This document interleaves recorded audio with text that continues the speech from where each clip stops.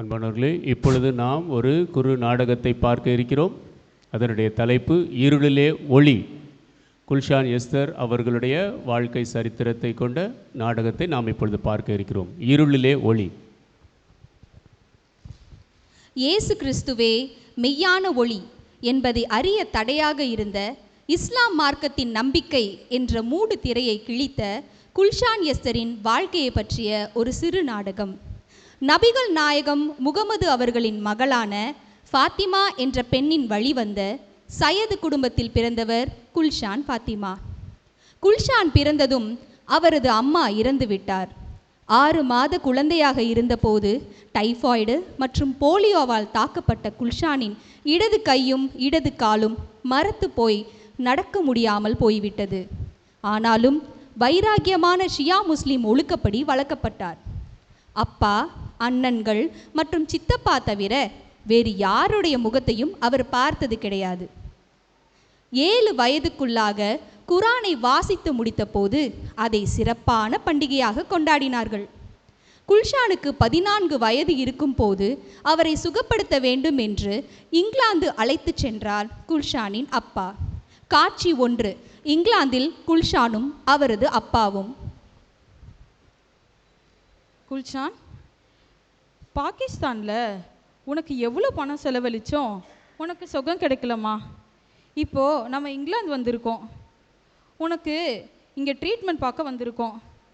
ஆனால் நம்ம இங்கே ரொம்ப ஜாக்கிரதையாக இருக்கணுமா. இறைவன் ஒருவனாக இருக்க இவங்க பிதா, குமாரன், பரிசுத்தாவின்னு 3 பேரை வணங்குறாங்க. சரிங்கப்பா, நம்மளோட மார்க்கத்தை குறித்து நீங்கள் தெளிவான நம்பிக்கையை கற்றுக் கொடுத்துருக்கீங்க. அது எப்படி நான் மறப்பேன்? சரி, நீ ரெஸ்ட் எடுமா. நாளைக்கு இங்கிலாந்து டாக்டர் உன்னை பார்க்க வராங்க. சரிங்கப்பா. காட்சி 2. டாக்டர் டேவிட் குல்ஷானை பரிசோதிக்க வீட்டிற்கு வருகிறார். குல்ஷானின் பணிப்பெண்கள் சீமாவும் சலீமாவும் அவரை தயார் செய்கிறார்கள்.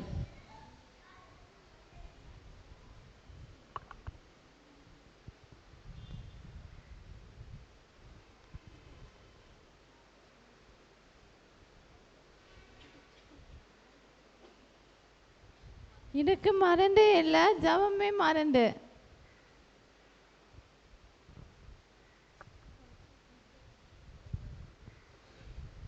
ஜெபம்தான் ஒரே மருந்துன்னு சொல்கிறாரு. இவருக்கு இறைவனை பற்றி தெரியாது. இந்த டாக்டரால் என்னை சுகப்படுத்த முடியாதாப்பா?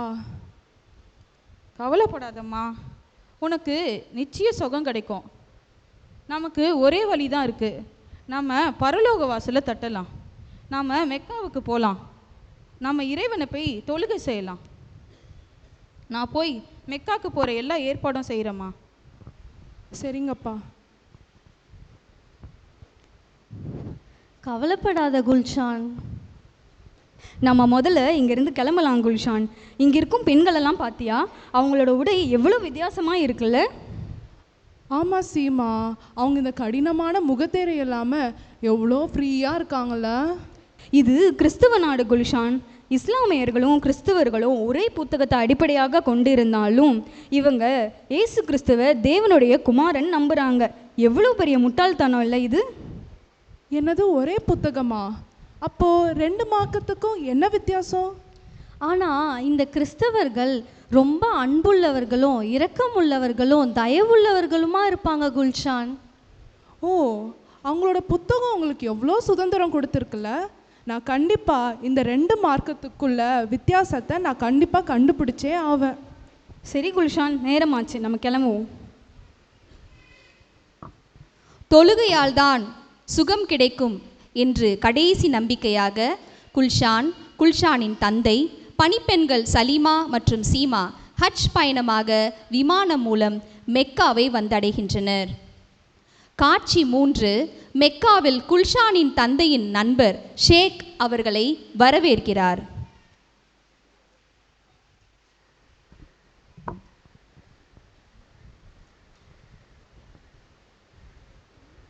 வாங்க வாங்க, எப்படி இருக்கீங்க?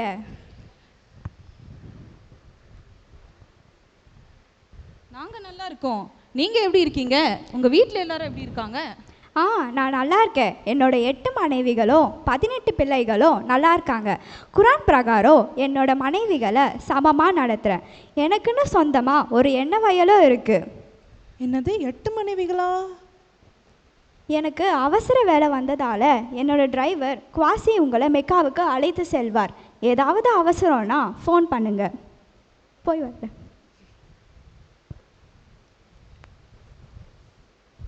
போலாமா ஐயா? இங்கே வியாபாரம்லாம் எப்படி இருக்கு? எண்ணெய் கிணறுகள் வந்த முதல் வறுமை நீங்கி மக்கள் அதிக வசதியோட வாழ ஆரம்பிச்சிட்டாங்க. எதனால இந்த வெயிலில் மெக்காவுக்கு நம்ம 40 மைல் இந்த நீளமோட சாலையில் நம்ம நடந்து செல்லணும்? ஆகாருக்கும் இஸ்மவேலுக்கும் புகலிடம் தேடி ஆப்ரஹாம் கால்நடையாக நடந்தே சென்றாரு.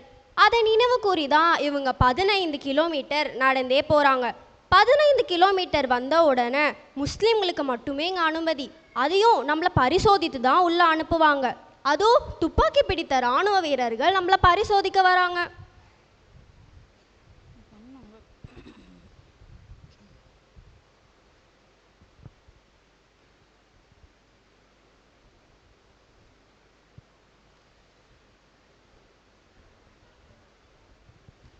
அப்பா, ஏன்பா நம்மளை பரிசோதிக்கணும்?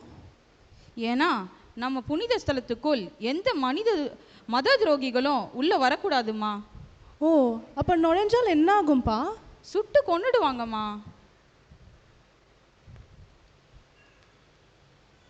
குல்ஷான், இந்த தெருவில் தான் முகமது பிரசங்கம் செஞ்சாங்கம்மா. அப்படியாப்பா? அப்புறம் உங்கள் ஒவ்வொருக்கும் 2 ஆட்டுக்குட்டிகள் என மொத்தம் 8 ஆட்டுக்குட்டிகள் பலி செலுத்த ஷேருக்கு ஏற்பாடு செஞ்சுருக்காரு. இந்த ஆட்டுக்குட்டியோட ரத்தம் தான் நம்ம தொழுகையை மிகவும் சக்தி உள்ளதாக்குது குல்ஷான். அப்பா, எனக்கு இது எல்லாமே கனவு போல இருக்குப்பா. பூமியோட சென்டர்லேருந்து நான் தொழுகை செய்ததெல்லாம் உண்மைதானாப்பா? சப்போஸ் எனக்கு சுகம் கிடைக்கலன்னா நான் என்ன செய்கிறதுப்பா? எனக்கு வந்து திருக்குரானில் 99 பெயர்கள் மேலே இறைவனுக்கு இருந்தாலுமே எனக்கு அவர் அழைக்கப்படாதவராகவே இருக்கிறாரே. இறைவா, என்னை சுகப்படுத்தும்.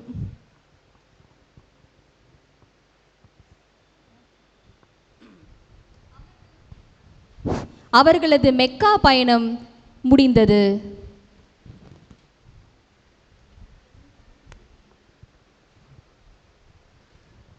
எங்கள் பயணத்துக்கு நீங்கள் ரொம்ப உதவியாக இருந்தீங்க. நாங்கள் புறப்படுறோம். நன்றி ஐயா. தொழுகை முடிந்ததும் அங்கு கிடைக்கும் ஜம்ஜம் என்ற புனித நீரால் நோய்களிலிருந்து விடுதலை கிடைக்கும் என்ற நம்பிக்கையும் உண்டு. எனவே அந்த புனித நீரை வாங்கி வந்து குல்ஷானின் கை கால்களை கழுவுகின்றனர். இன்னும் என் கை கால்கள் அப்படியே தான் இருக்கு. சோர்ந்து போகாத குல்ஷான், இன்றைக்கு இறைவனுக்கு சித்தமில்லை போல. நீ கவலைப்படாதம்மா. நமக்கு இறைவன் கண்டிப்பாக சுகம் கொடுப்பாரு. உனக்கு சுகம் கிடைக்குமா? வா, நம்ம ஊருக்கு திரும்பி போகலாம். சரிங்கப்பா. ஹஜ் பயணத்தில் சுகம் கிடைக்காத சோகத்துடன் 1 மாத புனித யாத்திரைக்கு பிறகு பாகிஸ்தானுக்கு திரும்புகின்றனர். குல்ஷானின் அண்ணன்கள் சப்தர் ஷா, அலீம் ஷா மற்றும் அக்கா அனீஸ் மூவரும் அவர்களை வரவேற்கின்றார்கள்.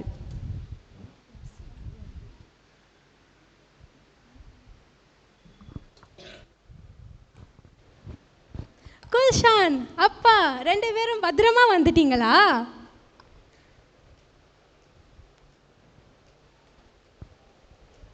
ஆமாம்ப்பா சப்தர் ஷா, உன் தங்கச்சிக்கு தான் இன்னும் சுகம் கிடைக்கல. ஆனால் நம்மளோட இறைவன் அநீதி உள்ளவர் அல்ல. அவர் காலம் வரும் வரைக்கும் நம்ம பொறுமையாக காத்து இருக்கணும். ஆமாப்பா, தங்கையும் பொறுமையோட காத்திருக்கணும். எனக்கு எந்த ஒரு சுகமும் கிடைக்கல. வாழ்நாளெல்லாம் இப்படியே தான் இருக்கணும்னு ரொம்ப பயமாக இருக்குது. இந்த மெக்காவிலேருந்து கொண்டு வந்த மணிகளை உருட்டி உருட்டி தான் தொழுகை செய்யணும் போல.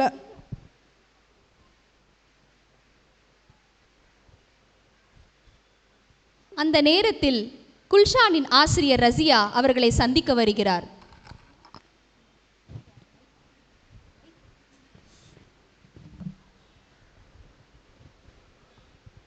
குல்ஷான் அம்மா உங்களை பார்க்க ரஜியா மேடம் வந்திருக்காங்க. வர சொல்லுங்க.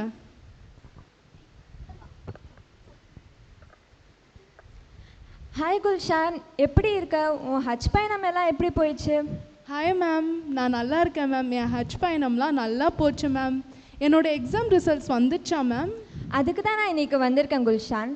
போன வாட்டி எழுதின கிளாஸ் டெஸ்ட்டில் நீ ஃபஸ்ட் கிளாஸில் நீ பாஸ் ஆகிருக்க குல்ஷான். அதோட சர்டிஃபிகேட் தர தான் நான் வந்திருக்கேன்.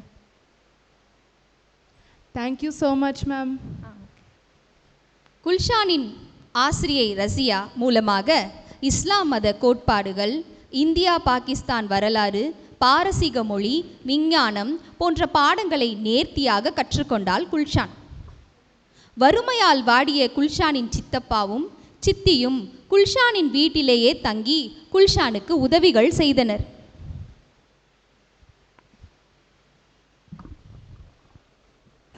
ஒரு நாள் குல்ஷானின் அப்பா மழையில் நனைந்ததால் காய்ச்சல் வந்து உடல்நிலை சரியில்லாமல் போனது.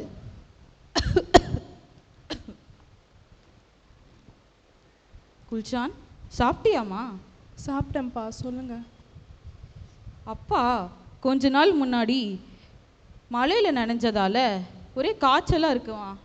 நான் ஹாஸ்பிட்டல் வரைக்கும் போயிட்டு வரேன். போகிறதுக்கு முன்னாடி உன்கிட்ட ஒரு விஷயம் சொல்லிட்டு போகணுன்னு எனக்கு மனசில் தோணுதுமா. உனக்கு நான் ஏராளமான சொத்துக்களை சேர்த்து வச்சுருக்கேன். நீ 100 பேரை வேலைக்கு வச்சுக்கிட்டாலும் உனக்கு ஒரு குறைவும் ஏற்படாது. சித்தப்பாவும் சித்தியும் உன்னை பத்திரமா பார்த்துப்பாங்க.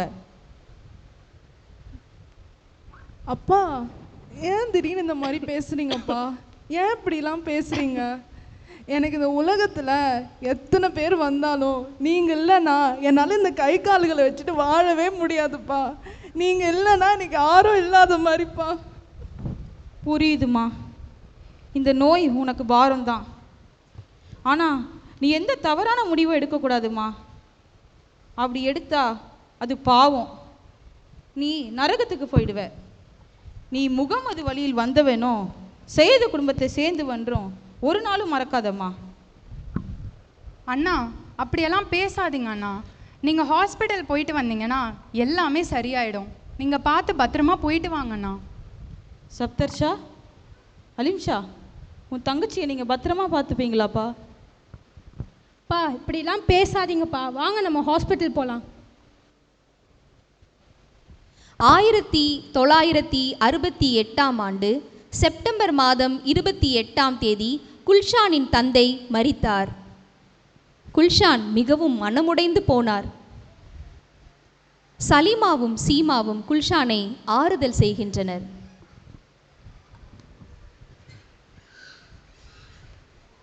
குல்ஷான், இந்த பாலையாவது குடி குல்ஷான். இல்லை, எனக்கு எதுவும் வேணாம், என்னை தனியாக விடுங்க. விடு சலீமா. குல்ஷான் மிகவும் மன அழுத்தத்தில் இருக்கா. நம்ம கொஞ்ச நேரம்க்கு அப்புறம் வந்து அவளை சந்திப்போம். சரி, வா போவோம்.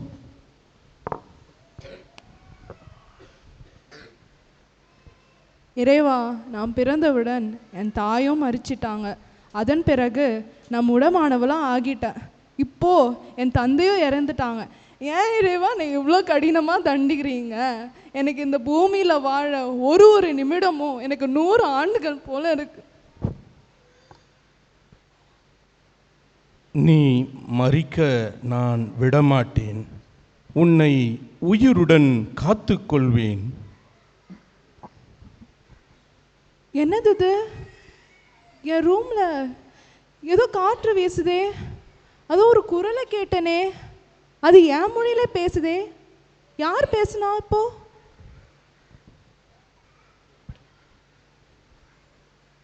குருடருக்கு பார்வையை கொடுத்தது யார்? பிணியாளிகளை சுகப்படுத்தியது யார்? குஷ்டரோகிகளை சுகமாக்கியது யார்? மரித்தோரை உயிரோடு எழுப்பியது யார்? நானே அந்த இயேசு, மரியாளின் மகன். என்னை குறித்து குர்ஆனிலே சூரா மிரியாமில் வாசித்து பார். என்னது இது? என் ரூம்ல எதுவுமே வித்தியாசமா இல்லையே. என்னை குளிப்பாட்டுறதுக்கும் யாரும் வரலையே. இது ஒரு கனவா இருக்கும் போல.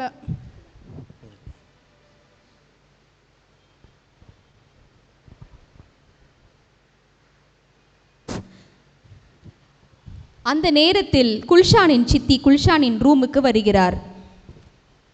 குல்ஷான், நீ அழுது அழுது மூஞ்சியெல்லாம் இப்படி வீங்கி போயிருக்கு.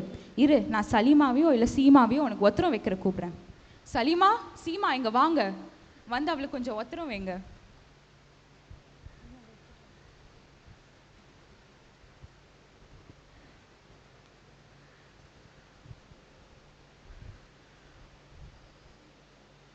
சலிமா, அந்த டேபிளில் ஒரு கடிதம் நான் வச்சுருக்கேன்.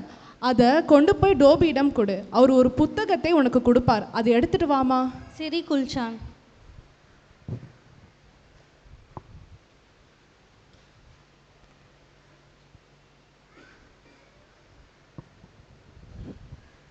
குல்ஷான், தாஜ் நிறுவனத்தால் அச்சிடப்பட்ட உருது மொழிபெயர்ப்பு புத்தகம். இந்தா குல்ஷான். தேங்க்யூ சலீமா. சீமா, இதுக்கு ஒரு பட்டு உரையை தச்சு தர முடியுமா? கண்டிப்பாக குல்ஷான், நான் தைத்து எடுத்துட்டு வரேன். எனக்கு ஒரே ஆர்வமாக இருக்குது. இந்த சூரா மிரியாம் பகுதியை கண்டிப்பாக நான் வாசிச்சே ஆகணும். திருப்பியும் இந்த குரல் என் கூட பேசினா எவ்வளோ நல்லா இருக்கும்ல.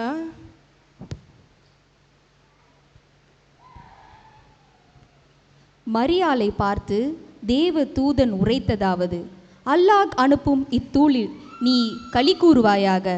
அவரது பெயர் மெசியா. அவர் மரியாளின் குமாரனாகிய இயேசு. அவர் இவ்வுலகில் மட்டுமல்ல, வரும் உலகிலும் உன்னதமானவர். அல்லாஹ்வின் தயவு அவருடனே இருக்கும். அவர் தமது தொட்டிலிலும் வாலிப பருவத்திலும் மக்களுக்கு போதிப்பார். அவர் பத்தியான வாழ்க்கையை வாழுவார் என்ற பகுதியை வாசித்தார் குல்ஷான். இயேசுவை பற்றி அறிய இன்னும் ஆவல் வந்தது. அந்த நேரத்தில் குல்ஷானின் அண்ணன் சப்தர் ஷா குல்ஷானை சந்திக்க வருகிறார்.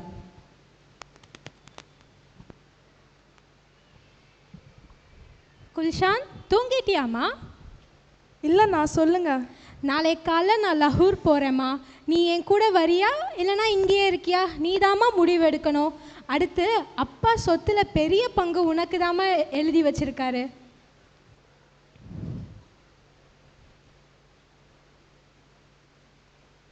என்னம்மா யோசிச்சுட்டே இருக்க? இல்லைண்ணா, நான் இங்கே இருக்கேன். நீங்கள் லாகூருக்கு கிளம்புங்க. சரிம்மா, சின்னம்மாவும் சித்தப்பாவும் உன்னை நல்லா பார்த்துப்பாங்க. நானும் அலிம்ஷாவும் அடிக்கடி உன்னை வந்து பார்த்துட்டு போகிறோம்மா. நான் போயிட்டு வரேம்மா. சரிங்கண்ணா. குல்ஷான் தனது அண்ணனுடன் சென்றால் இன்னும் இயேசுவை பற்றி அறிய முடியாது என்று எண்ணி தனது வீட்டில் சின்னம்மா சித்தப்பாவுடன் தங்கியிருக்க முடிவு செய்கிறார். இயேசுவை பற்றி தெரிந்து கொள்ள வேண்டும் என்று அதிக ஊக்கமாக ஜெபிக்க ஆரம்பித்தாள். தினமும் அதிகாலை 3 மணிக்கெல்லாம் எழுந்து ஜெபித்தாள். ஒரு இருளடைந்த திரைக்கு பின்னால் அறியப்படாத நிலையில் இறைவன் எனக்கு மறைக்கப்பட்டிருக்கிறார். இயேசு சுகமளிப்பவராக இருந்தும் அவரை பற்றி ஏன் குரானில் இவ்வளவு குறைவாக எழுதப்பட்டுள்ளது என்ற பல கேள்விகள் குல்ஷானுக்கு தோன்றியது. காட்சி 5. ஒரு நாள் தன் சித்தியிடம் பேசிக் கொண்டிருக்கிறார் குல்ஷான். சித்தி, இங்கே வாங்க. சொல்லு குல்ஷான், ஏதாவது வேணுமா உனக்கு? சித்தி, உங்களுக்கு இயேசு கிறிஸ்து பற்றி ஏதாவது தெரியுமா? இயேசுவா? குருடருக்கு பார்வை கொடுத்து மரித்தோரை உயிரோடு எழுப்பி வரப்போகிற ஒரே தீர்க்கதரிசி அவர்தான் குரானில் போட்டிருக்குமா? அவளை தான் எனக்கு தெரியும். சரிங்க சித்தி. சரி, நீ இப்போ போய் படு. உனக்கு காலையில் உனக்கு பிடிச்சது நான் சமைச்சு தரேன்.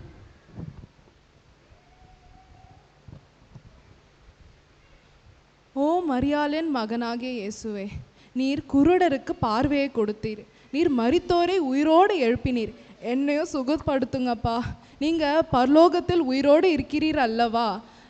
நான் கடந்த 3 வருடங்களாக உங்ககிட்ட நான் மன்றாடி ஜெபிக்கிறேன். இயேசுவே, என்னை சுகப்படுத்தும். இயேசுவே, இயேசுவே, இயேசுவே.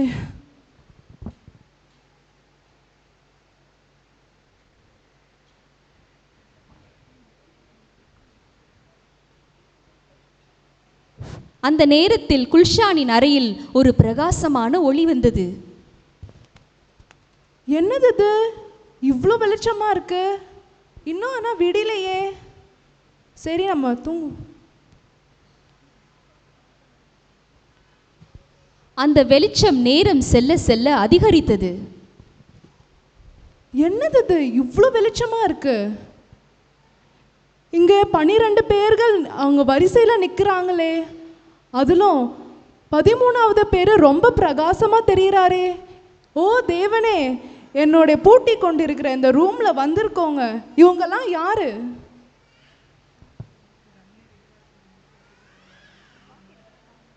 நீ எழுந்திரு, என்னை தானே இதுவரை நீ வாஞ்சையோடு தேடினாய். நானே இயேசு, மரியாளின் மகன். நான் உனக்கு முன்பாக நிற்கிறேன். நீ எழுந்து என் கிட்ட நடந்து வா. இயேசுவே, இயேசுவே, ஆனா நான் ஒரு முடமானவள், நான் எப்படி நடப்பேன்? நீ எழுந்து நில், என் கிட்டே வா. நானே இயேசு, எழுந்து நில். என்னது இது? என் கை கால் ஏதோ வல்லமை பாய்கிறதே. நானே இயேசு.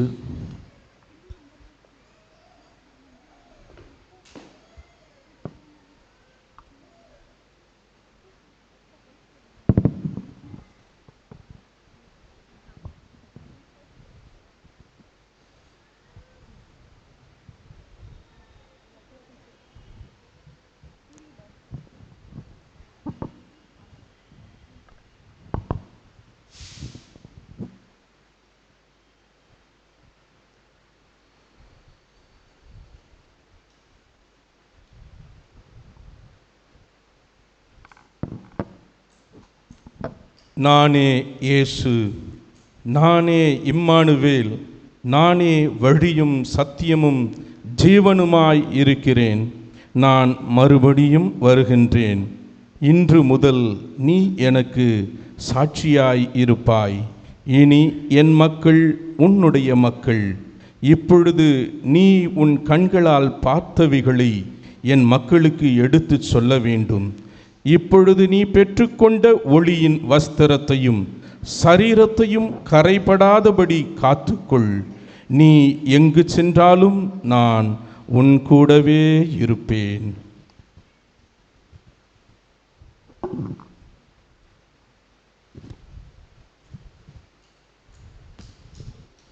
என்னது இது? எனக்கு ஒண்ணுமே தெரியல, அவ்வளோ பிரகாசமா இருக்கு. இது கனவா இல்ல நிஜமா?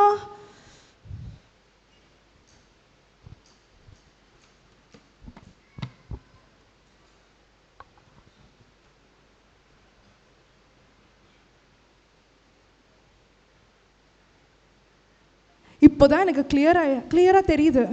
என்னது இது? என் கால் கையெல்லாம் என்னால அசைக்க முடியுது. எனக்கு சுகம் கிடைச்சிச்சு. 19 வருஷங்களாக நான் முடமானவளா இருந்தவளுக்கு எனக்கு சுகம் கிடைச்சிடுச்சு. இதுக்கப்புறம் நமக்கு இந்த வீல் சேரும் தேவையில்லை. இயேசுவே உமக்கு நன்றி. குல்ஷான், குல்ஷான், உன் ரூம்ல யார் நடந்துட்டு இருக்கா? நான் தான் சித்தி நடந்துகிட்டு இருக்கேன். உனக்கு சுகம் கிடைச்சிருச்சா? உட்காரு, விழுந்துற போற. இரு, நான் எல்லாரையும் கூப்பிடுறேன். எல்லாரும் வாங்க. சலிமா, சீமா, வாங்க. குல்ஷான், நீ குணமாயிட்டியாமா? நீ இடைவிடாம இறைவனிடம் பண்ண தொழுகைக்கு கிடைத்த பரிசுமா இது? சித்தப்பா, அன்னைக்கு அப்பா மறிச்சாங்கல்ல, அன்னைக்கு என் கூட ஒரு குரல் பேசிடுச்சு. அதுக்கப்புறம் இன்னைக்கு அதே குரல் என் கூட பேசி எனக்கு இயேசு சுகம் கொடுத்தாரு. சித்தப்பா பாருங்க, சீமா, என் கை கால்லாம் பாருங்கலாம் அசைக்க முடியுது. என்ன ஒரு ஆச்சரியம் குல்ஷான், எல்லாமே சரியாயிடுச்சு. நீ நடக்கிறியே. அன்றிலிருந்து எல்லாருடனும் அமர்ந்து டைனிங் டேபிளில் உட்கார்ந்து சாப்பிட்டாள். இடது கைகளை பயன்படுத்தி பொருட்களை எடுத்து ஆசை தீர நடந்து பார்த்தாள். 19 ஆண்டு நித்திரைக்கு பின்பு விழித்தாள் குல்ஷான். இயேசு குல்ஷானுக்கு பரமண்டல ஜெபத்தை சொல்லிக் கொடுத்திருந்தார். அந்த ஜெபத்தில் எங்கள் பிதாவே என்ற வார்த்தை குல்ஷானை அதிகமாக தொட்டது. இறைவனை பிதா என்று அழைப்பது குல்ஷானுக்கு இன்னும் ஆறுதலை தந்தது. காட்சி 6. குல்ஷான் சுகமடைந்த செய்தியை கேட்டு அவளை சந்திக்க லகூரில் இருந்து வருகிறார் சப்தர்ஷா.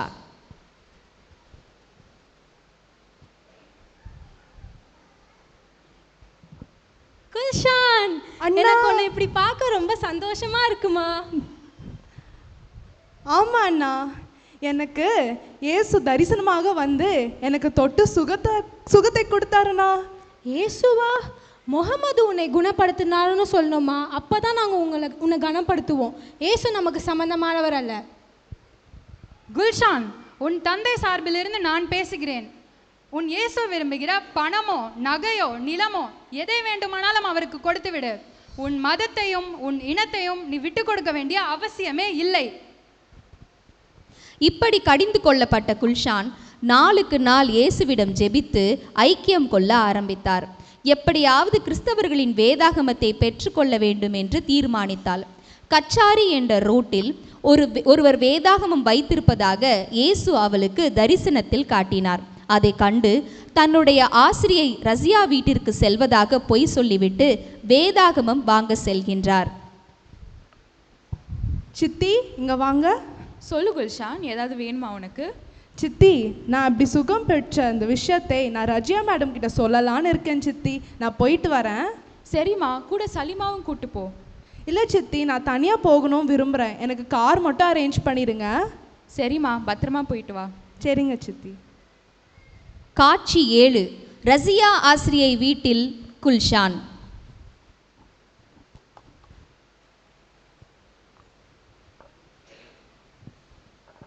மேம், வா குல்ஷான், எப்படி இருக்க? நான் உன்னை இப்படி பார்த்து நான் ரொம்ப சந்தோஷமாக இருக்கேன். Hi ma'am. மேம், எனக்கு இயேசு சுகத்தை கொடுத்தாரு மேம். அதனால தான் நான் என்னால் நடக்க முடியுது மேம். இவ்வளோ தூரம் என்னை பார்க்க வந்திருக்கப்பா, நான் உனக்கு ஸ்பெஷலாக நான் சமைச்சு வச்சுருக்கேன், சாப்பிட்டுட்டு போ. இல்லை மேம், ஆக்சுவலி எனக்கு ஒரு முக்கியமான வேலை இருக்குது. நான் அதை முடிச்சுட்டு நான் கண்டிப்பாக உங்கள் வீட்டுக்கு வரேன். ஓ அப்படியா? ஓகே, சீக்கிரமா வா.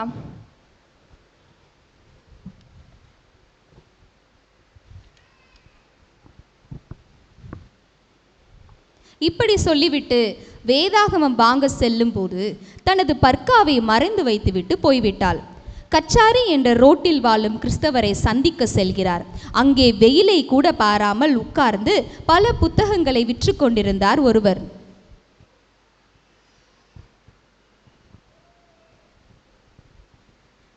ஐயா வாங்க, உங்களுக்கு யார் வேணும்? என் மனைவியை பார்க்க வந்திருக்கீங்களா?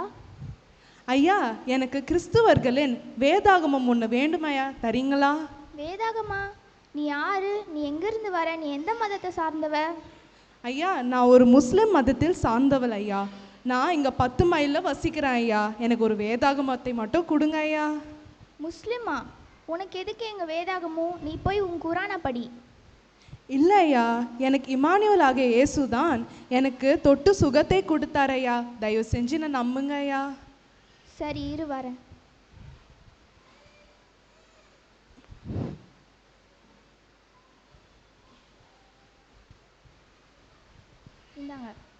ரொம்ப நன்றி ஐயா. புதிய ஏற்பாட்டை பெற்றுக்கொண்ட குல்ஷான் வீட்டில் வைத்து ரகசியமாக அதை படிக்க ஆரம்பித்தாள்.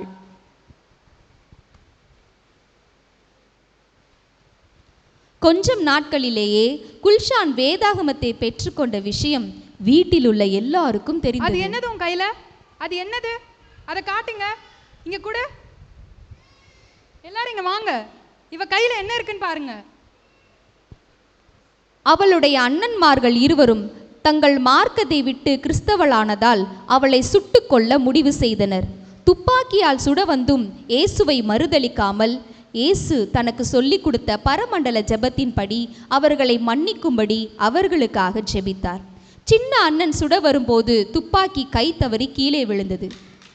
கிறிஸ்தவளான அவளை சாபம் என்று எண்ணி கொல்லாமல் வீட்டை விட்டு துரத்தி விட்டனர். இவளை இந்த வீட்டை விட்டு வெளியில அனுப்புங்க. முத இயேசுவே, என்னை காப்பாத்துங்க. எதற்கும் அஞ்சவில்லை குல்ஷான். ஞானஸ்தானம் பெற்றுக்கொண்டு குல்ஷான் எஸ்தர் என்று தனது பெயரை மாற்றிக்கொண்டாள். இயேசுவை நம்பி வாழ ஆரம்பித்தாள். கண் பார்வையற்றோர் பள்ளியில் பிள்ளைகளை பராமரித்து கல்வி கற்றுக் கொடுக்கும் பணியில் சேர்கிறார் குல்ஷான்.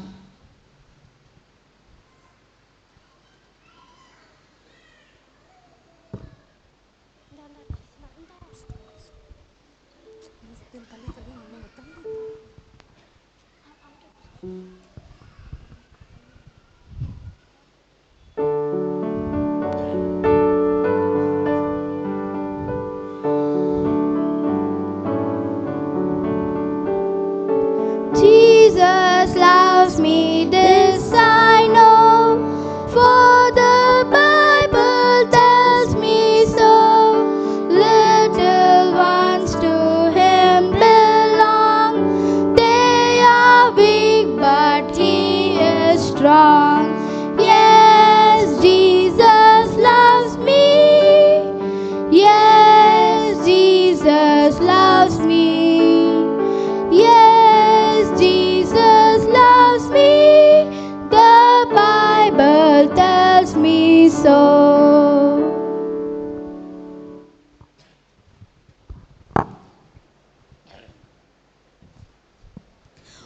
ஒரு நாள் குல்ஷானுக்கு ஒரு கடிதம் வந்தது.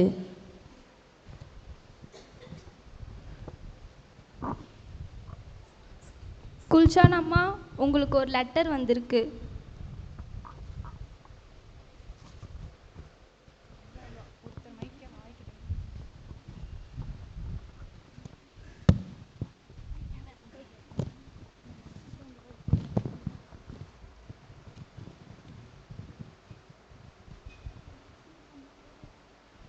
இது வரைக்கும் என்னோட குடும்பத்தில் இருக்கிற எல்லாரும் எனக்கு கடிதம் எழுதி கொடுத்துருக்காங்க. நான் கிறிஸ்துவ மதத்திலிருந்து முஸ்லிம் மதத்திற்கு நான் திரும்பி மாறணும்னு எனக்கு லெட்டர் எழுதி கொடுத்துருக்காங்க. ஆனால் சப்தர்ஷானா மட்டும் எனக்கு ஒரு லெட்டர் கூட எழுதுனதில்லை இது வரைக்கும். இதுதான் ஃபஸ்ட் டைம். ஒரே ஆர்வமாக இருக்குது என்ன இருக்கும்னு. என் அன்பான தங்கியே, நீ இறைவனை நேசித்தாய். அப்பாவிடமிருந்து இஸ்லாமை பற்றி அநேக காரியங்களை கற்றுக்கொண்டாய். கடிதத்தை கண்டவுடன் நீ சீக்கிரமாக வீட்டிற்கு வந்து எங்கள் அறிவுரைகளை கேட்டு மனம் மாறிவிடு. நீ இப்படியே கிறிஸ்துவராக வாழ்ந்தால் எங்கள் சொத்தில் ஒரு பங்கும் இல்லை, ஒரு பாகமும் இல்லை. நீ ஒரு சயதுவின் மகள் என்பதை மறந்துவிடாதே. இப்படிக்கு உன் அன்பு அண்ணன் சப்தர்ஷா.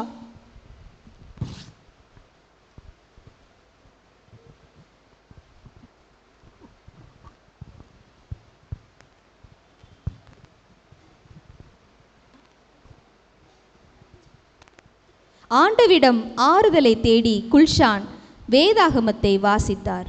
உங்கள் இருதயம் கலங்காதிருப்பதாக தேவனிடத்தில் விசுவாசமாயிருங்கள், என்னிடத்திலும் விசுவாசமாயிருங்கள். என் பிதாவின் வீட்டில் அநேக வாசஸ்தலங்கள் உண்டு என்ற வசனம் அவள் கண்ணில் பட்டது. என்ன ஆறுதலான வார்த்தைகள்!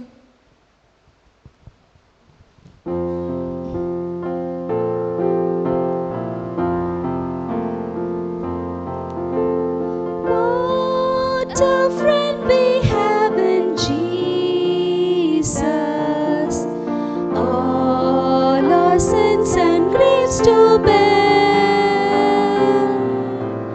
What a privilege to carry everything to God in prayer. Oh, what peace we often forfeit.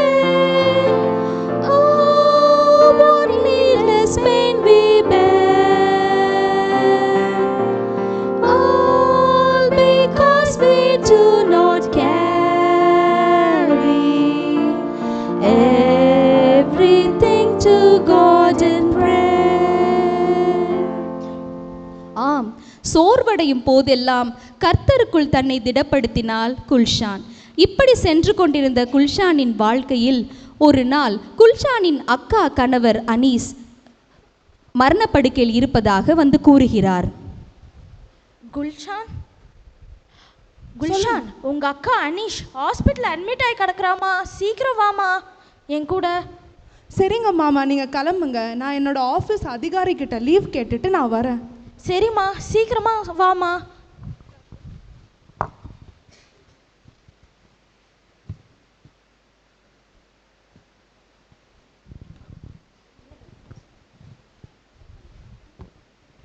தனது அதிகாரியிடம் லீவ் கேட்டுவிட்டு திரும்பி வந்த குல்ஷான் தன் வீட்டில் அக்காவிற்காக ஜெபம் செய்கிறாள்.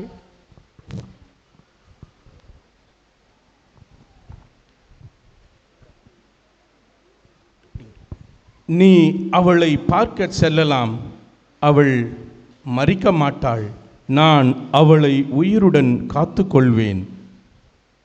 ஓ இயேசுவே, உமக்கு நன்றி. இம்மானுவேலாகிய இயேசு கிறிஸ்து கொடுத்த வாக்கை நம்பி ராவல்பிண்டிக்கு கிளம்புகிறார் குல்ஷான். காட்சி 9. ஆஸ்பத்திரியில் குல்ஷான்.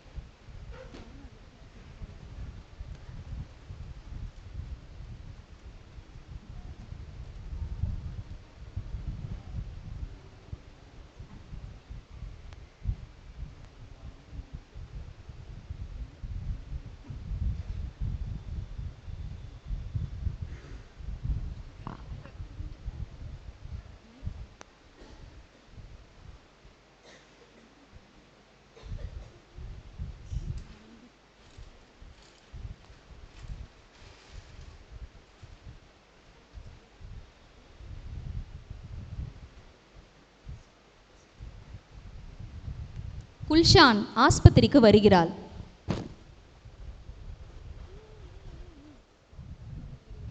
குல்ஷான், வந்து உங்க அக்காவை பாருமா. டாக்டர், இப்போ அனீஷ் எப்படி இருக்காங்க? அனீஸை காப்பாற்ற முடியாது. அடகு நாட்டை வெளியே போயிடுச்சு. இயேசுவே, என்னோட அக்கா உயிரோடு இருக்காங்கன்னு தானே நீங்கள் சொன்னீங்க. தயவு செஞ்சு ஒரு அற்புதத்தை மட்டும் செய்யுங்கப்பா, ப்ளீஸ்ப்பா.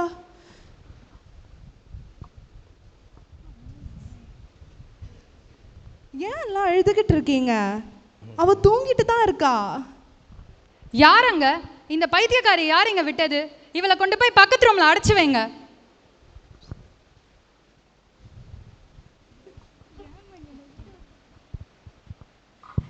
இயேசுவே, என்னோட அக்கா உயிரோட வரா மாதிரி ஒரு அற்புதத்தை செய்யுங்கப்பா. அப்போவாச்சு என்னோட குடும்பத்தில் இருக்கவங்க நம்புவாங்கப்பா. குல்ஷானை யாராவது கூப்பிட்டு வாங்களேன். கடைசியாக ஒரு முறையே அவங்க அக்காவை பார்க்கட்டும்.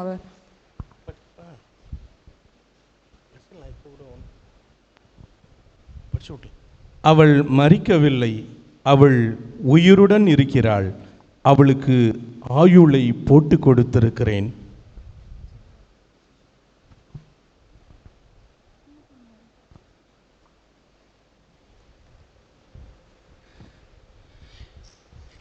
என்னது, அனிஷ் உயிரோடு இருக்காளா?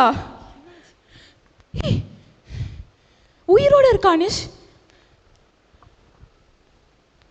இவ எப்படி உயிரோடு இருக்கா? நான் மரிக்கல, உயிரோடு தான் இருந்தேன். ஒரு கனவு கண்டுட்டு இருந்தேன். அப்போ ஒரு பெரிய ஏணியின் உச்சியில் ஒரு பிரகாசமான ஒளியை பார்த்தேன். அங்கே ஒரு வெள்ளை அங்கி நிறைந்திருந்த ஒரு மனிதனை பார்த்தேன். அவர் தலையில் ஒரு தங்க கிரீடம் இருந்தது. அவர் பிரகாசமாக இருந்தார். அவர் கை நீட்டி என் நெத்தியில் கை வைக்க போது அவர் கையிலிருந்து அவ்வளோ பெரிய ஒளி வந்தது. அவர், நானே இயேசு கிறிஸ்து, ராஜாதி ராஜா, திரும்ப வரப்போகிறேன் என்று சொன்னார்.